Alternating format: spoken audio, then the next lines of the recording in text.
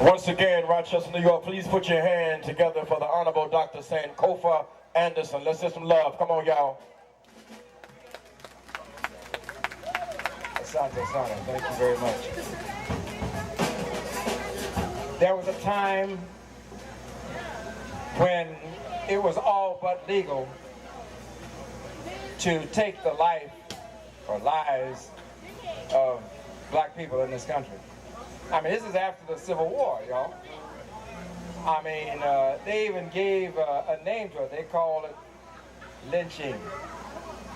And it was so prevalent, and especially after the government pulled the black soldiers out of the South, leaving African Americans easy prey for those forces that were trying to reclaim the slaveocracy.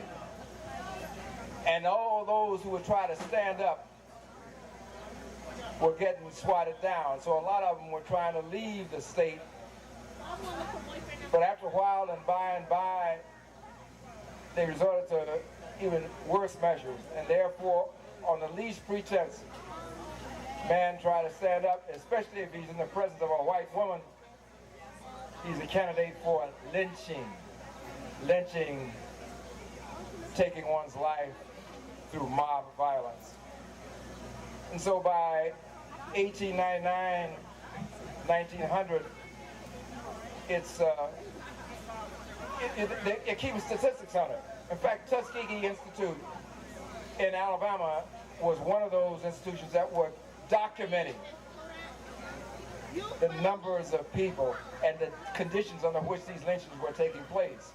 Ida B. Wells, brave sister she was. She was stomping and trying to bring about legislation that would protect people against this. Ida B. Wells, y'all. And still it was happening. So more and more people who had gotten a little schooling were trying to deal with it. And it came a time when James Weldon Johnson and his brother, J. Rosamond Johnson, had come back to Jacksonville. See, they were born to a quote-unquote privileged black family. They had gone to school here, there, and yonder. In fact, James Weldon had become the first African-American in the state of Florida to pass the bar. He'd be a lawyer, y'all. He also came back to the same school he had attended, which was called, what was it called? What was the school called? Y'all know the school? You have to look that up then. It's in Jacksonville, Florida. And this school for colored children. He was the principal of it. And in February of that year, Johnson was persuaded by the members of his fraternity, I won't tell you which one, too many Q's up in here today, persuaded by his fraternity to do something special for the Lincoln Day celebration. What's Lincoln's birthday, y'all? When is Lincoln's birthday?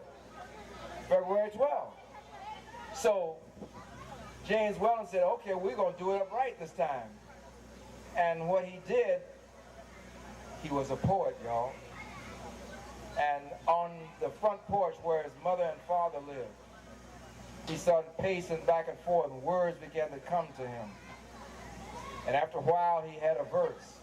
And he took that inside the house and gave it to his brother, who was a superb musician, pianist. And his brother started messing with the lyrics and putting it to music. And James went back to the porch. And before he knew it, some spirit had taken hold of him and was wrapping the words around his tongue. And after a while and by, there were verses to this poem, which his brother had set to music.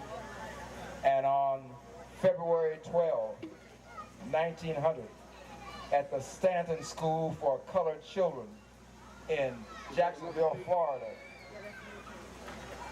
500 colored children sang, lift every voice and sing, till earth and heaven do what? I can't hear you. Yeah, and on it went. And the children didn't stop singing. They took it to church that Sunday. And they took it when they went away to Atlanta to go to school. And they took it when they went to New York City. And after a while and by, we had what was called the National Negro Hymn. And then somebody said the National Colored Anthem. And finally they got it, the Negro National Anthem. And what y'all gonna call it today? My point is, it's 100 years old. That's an enduring record for things that we have produced. You know, we've forgotten a whole lot of stuff, but that keeps coming back. And I'm hoping that as our brothers up here play it today, you will let it resonate inside your head. And all next week, I hope you will, all this week coming, I hope you will hum it and talk to your children about it. And come February of 2011, let's have us a big celebration of it. And let's make sure that the story, not just the bits and pieces I gave you today, but how various people have relied on Lift Every Voice and Sing to lift them up so that they could sing and soar. Is that all right? Well, I'm through with it then.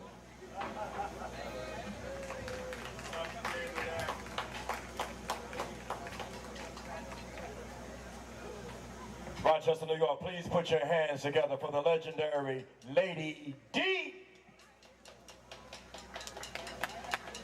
I guess everybody out there is deaf today, so let me say it again. Rochester, New York, please put your hands together for the legendary Lady D. Give us some love. Come on.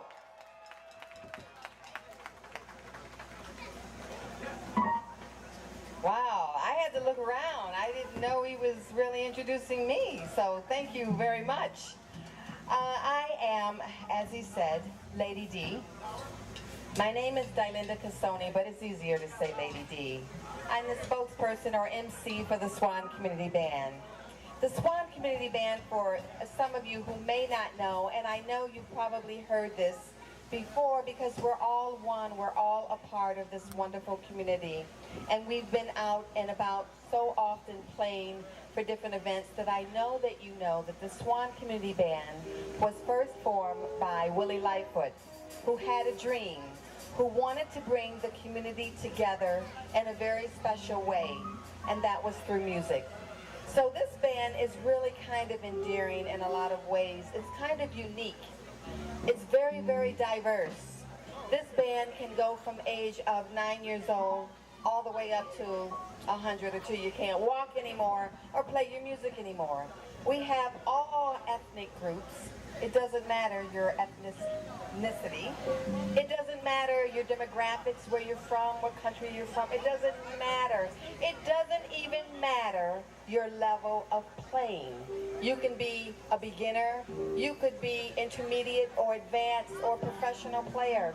You could just have a thought to play an instrument and still come and be a part of the SWAN Community Band. So this band is really kind of unique. We're always looking for new members, new people to call our own, to call a musician in this wonderful band. We practice every Saturday down at the old Madison High School on Genesee Street. We start at 10 and we end at 12. And we're also on Wednesday evenings from 5 to 6:45. And just to let you know, before they're trying to shut me up here, so I know they got to start, but to let you know that the band is under the direction of Mr. Nate Rawls and Assistant Director Mr. Jose Taylor. So please sit back and enjoy the SWAN Community Band. Ready, 1, 2, 3, 1.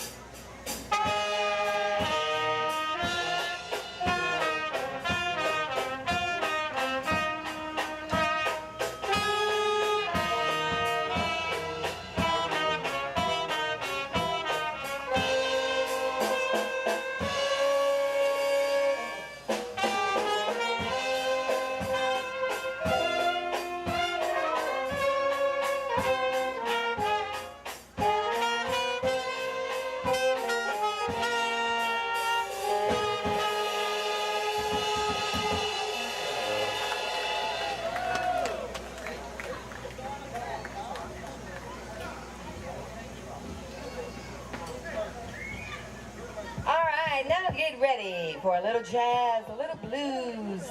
The first tune that this band up here is going to perform, these very talented musicians, is called Groove Merchant. So sit back and enjoy.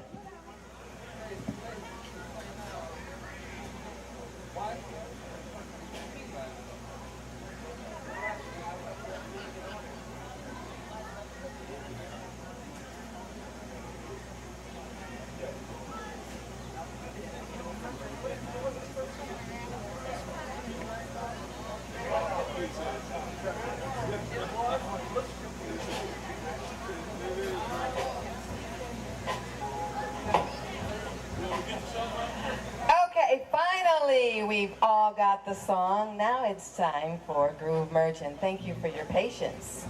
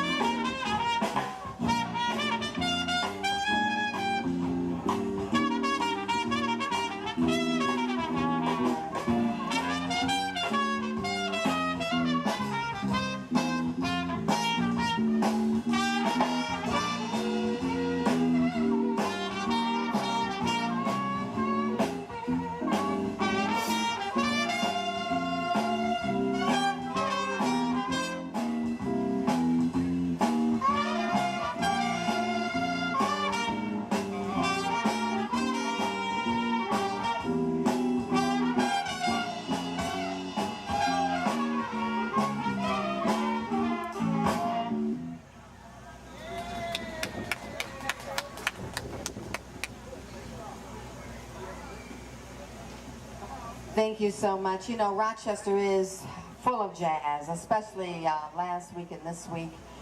We've got so much going on, and what better way to continue it than here at Juneteenth? This event stands for such a wonderful, wonderful thing, which is justice, freedom, equality. That's what we're hearing all through is justice, freedom, and equality. So let's keep that feeling going in this community. Are musicians ready? Okay. The name of this tune is called REGS Groove. Look at the schedule.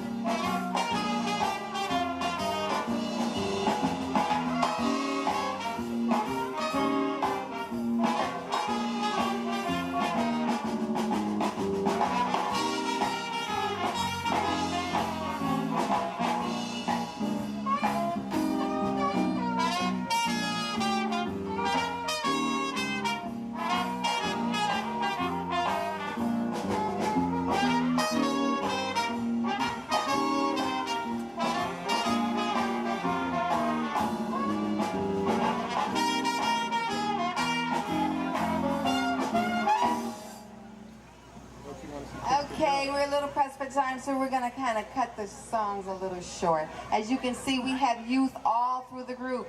We have one on the piano, one on the drums, I mean, all in between. We love it. Our next song is called Naima, a wonderful jazz tune that just fits the whole mood of this whole event. Naima.